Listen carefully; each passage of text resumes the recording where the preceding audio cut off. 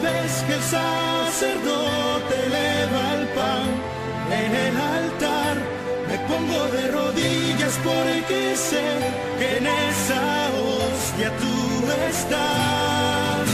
Te escondes en el pan y aunque no te puedo ver,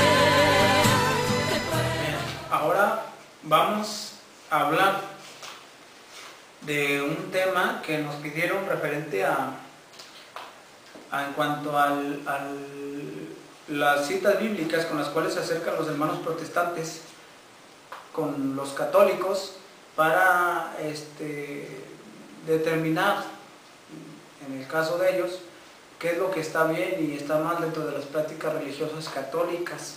Nos han pedido que hablemos acerca de esto. Esto ya es materia de apologética.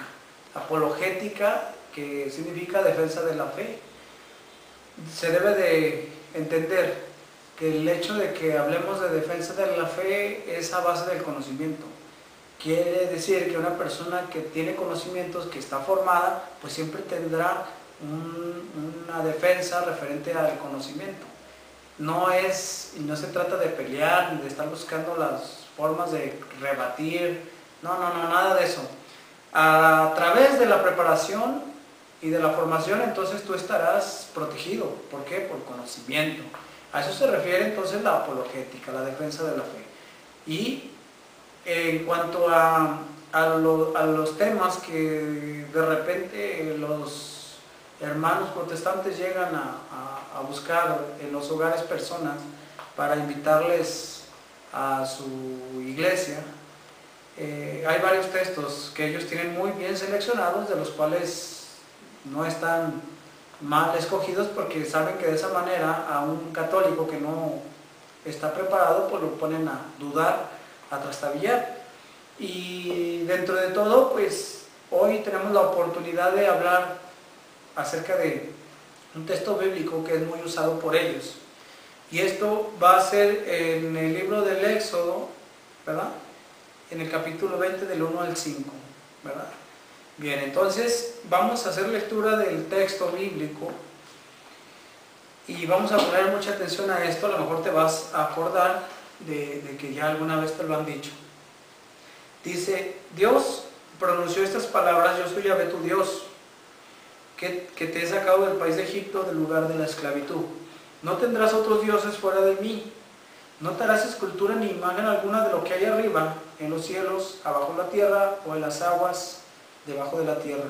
No te postrarás ante ellas, ni les darás culto, porque yo, Yahvé, tu Dios, soy un Dios celoso, que castigo la iniquidad de los padres en los hijos, hasta la tercera y cuarta generación de los que me odian. Palabra de Dios. Bien, aquí vamos a ver en este texto bíblico algo que es muy contundente y muy claro referente a la escritura, ¿sí? A lo escriturístico. Dice aquí: no te harás escultura ni imagen alguna de la que hay arriba en los cielos y abajo en la tierra. No te harás escultura ni imagen. Nosotros los católicos sí contamos con imágenes religiosas en nuestra iglesia y en nuestras prácticas de fe, sí las tenemos, ¿verdad? Sin embargo, este texto te lo exponen de una manera muy clara en cuanto a no te harás escultura ni imagen, y ahí obviamente estamos viendo la prohibición. Sin embargo, cuando nosotros de antemano sabemos que sí hacemos uso de las imágenes, entonces ahí es cuando existe ya, siembran en tu persona una duda en cuanto a el hecho de incurrir a algo que no debe de ser, pero había que analizarlo primero. Hay que analizar primero las cosas. Para empezar, debemos de tomar en cuenta que la palabra de Dios, hablando del libro del Éxodo, estamos hablando de un escrito que tendría aproximadamente algunos 3.500 años de antigüedad. 3.500 años de antigüedad. Había que tomar en cuenta también que estamos hablando de otro lugar, de otra cultura, de otros tiempos, y en este caso habría que descubrir o investigar cómo es que se escribe esto dentro de su contexto histórico. Dios habla a un pueblo y le hace algunas indicaciones, y en esas indicaciones es donde inicia el decálogo. Existen unos mandamientos, unos preceptos, y el primero de ellos es, como bien lo sabemos, amarás a Dios por sobre todas las cosas, y de eso tú y yo estamos de acuerdo.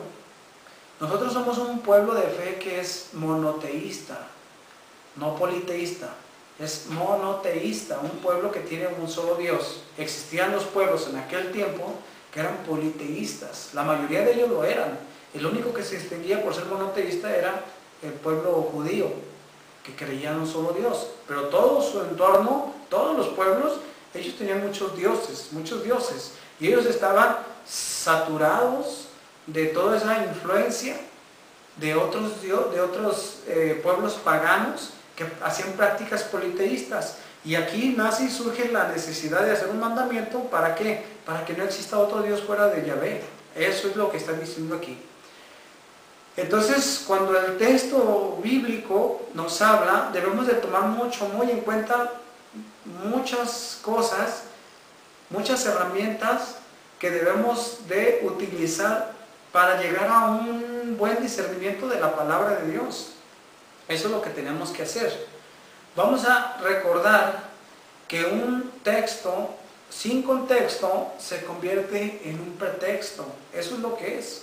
Cuando tú lees la palabra de Dios o alguien te la lee, te la hace llegar a ti, pero no tiene un contexto histórico de lo que está diciendo, entonces simple y sencillamente está usándolo como un pretexto. ¿Para qué? Para conveniencias propias, ¿sí? Tienes un pretexto para algo que a ti te conviene. Eso es lo que se hace en la palabra de Dios, que no tiene un buen análisis, no tiene un contexto histórico, y se convierte simple y sencillamente en un pretexto, ¿verdad?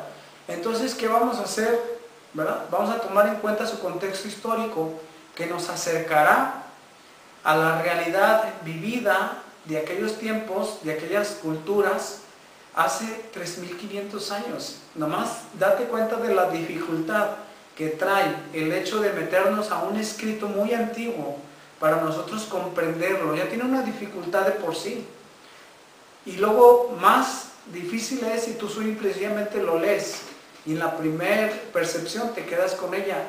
No, no es lo correcto. Hay que interpretar la Sagrada Escritura conforme al magisterio de la Iglesia, ¿sí? Conforme al magisterio de la Iglesia, que es quien nos da a nosotros un discernimiento de la palabra de Dios conforme a nuestra fe. Bien, ahora vamos a empezar a hablar del tema. Yo primeramente propongo esta pregunta. Bueno, la palabra de Dios aquí está muy clara. La pregunta es, ¿cómo aplicaría este mensaje a mi vida y a mi tiempo? Es interesante. Yo quiero saber en este texto bíblico, ¿cómo lo voy a aplicar a mi vida hoy, a mi persona y en mi tiempo? ¿Cómo? Un escrito de hace 3.500 años que no caduca. La palabra de Dios no caduca. La palabra de Dios es vigente y está viva.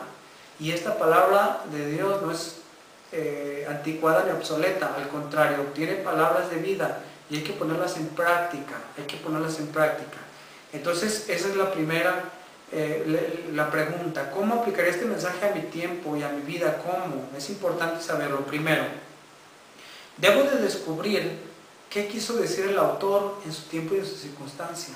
¿Qué quiso decir el autor? ¿Por qué el autor? ¿Por qué? Porque aquí en la palabra de Dios está consignado un precepto divino. ¿Qué quiere decir? Que Dios habló al pueblo y el pueblo escribió. La persona que escribe la palabra de Dios se le llama agiógrafo. Esa es la persona, un agiógrafo, que es inspirada por el Espíritu de Dios para que se vea motivada a escribir lo que Dios quiere que escriba, sin que esta persona sea una posesionada. Él va a hacer las cosas conforme a su realidad, a su forma de pensar y a su cultura. Aquí está, sobre todo, reflejado toda esa personificación, esa personalidad del escritor. como la verdad escrita por la influencia del Espíritu. Ahí están las dos partes, por eso tenemos nosotros dos autores, uno que es el divino y el otro que es el humano. Existen dos autores en toda la palabra de Dios. Dios no escribió nada de lo que está aquí, Él solo lo inspiró. Enséñame, Señor, tu palabra cada día, hazme entender tus misterios.